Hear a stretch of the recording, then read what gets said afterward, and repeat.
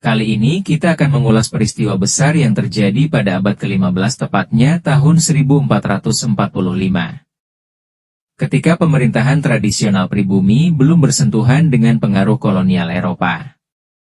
Peristiwa ini adalah peperangan internal kerajaan Suawa yang merembet hingga ke Bolang Mongondo. Peristiwa ini dipicu oleh persaingan politik antar dua orang pangeran untuk memperebutkan tahta kerajaan Suawa. Kedua pangeran itu bernama Moduto dan Punumodoyong. Dalam silsilah Bolango disebutkan bahwa Punumodoyong adalah putra tunggal dari Golonggom dan Lijalutu. Lijalutu putri dari Raja Dotulong sedangkan Golonggom adalah putra dari Raja Mokodoludut. Silsilah berbeda muncul dari Istana Bolang bertarikh 1836 yang disalin kembali oleh Wilken, seorang misionaris Belanda. Tradisi lain menyebut bahwa Moduto dan Punumodoyong adalah anak dari Mokotambi Bulawa dan Ratu Ohito. Menurut silsilah Bolang, Golonggom adalah anaknya Raja Mokodoludut. Golonggom menikahi Lijalutu putri dari Raja Wintu-Wintu dan memperoleh anak 5 orang. Di antaranya Punumodoyong dan Mokodite.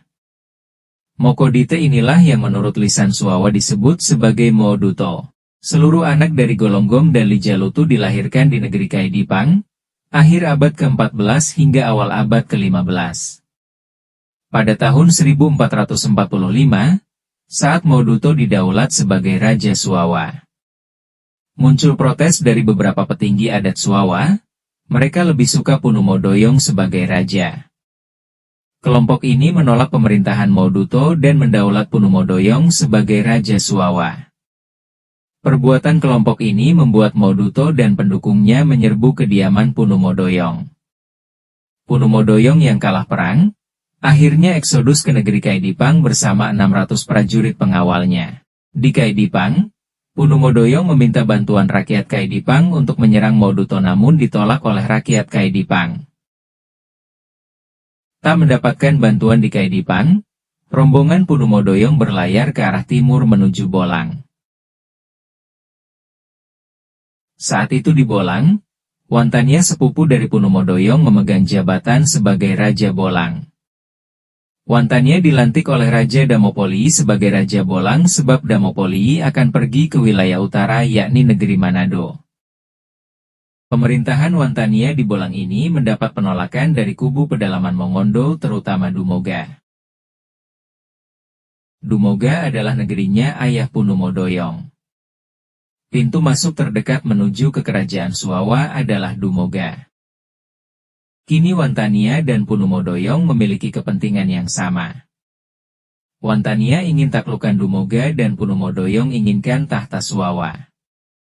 Kedua pasukan pun bersatu menyerang Dumoga dan Suawa. Perlawanan Dumoga relatif kecil sebab mereka melihat kehadiran Punumodoyong di antara pasukan penyerbu. Yang melakukan perlawanan hanyalah keturunan Ubudia yang berasal dari Tau Imbulu di Nonapan. Kelompok ini tentunya dengan mudah ditaklukkan oleh pasukan gabungan Punumodoyong dan Wantania. Pasukan aliansi tradisional pribumi beda wilayah ini terus menyerbu ke kerajaan Suawa. Merasa terancam, Moduto meminta bantuan kerajaan Gorontalo dan Limboto. Namun bantuan Gorontalo dan Limboto terlambat datang. Akhirnya negeri Suawa berhasil ditaklukkan. Tahta Suawa berhasil diambil alih oleh Punumodoyong ketika pasukan Gorontalo dan Limboto tiba. Raja Gorontalo dan Limboto mengancam akan melanjutkan peperangan besar atas nama Suawa kepada pasukan Bolang dan Suawa pendukung Punumodoyong. Di saat bersamaan Raja Damopoli menuntut Wantania melepaskan statusnya sebagai raja. Tekanan dari Raja Gorontalo, Limboto dan Damopoli selaku Raja Bolang dan Manado mengakhiri pertikaian di negeri Suawa. Punumodoyong melanjutkan pemerintahan kerajaan Suawa dari mendiang Raja Moduto. Wantania terpaksa namun tanpa perlawanan menyerahkan kembali tahtanya kepada Raja Damopoli.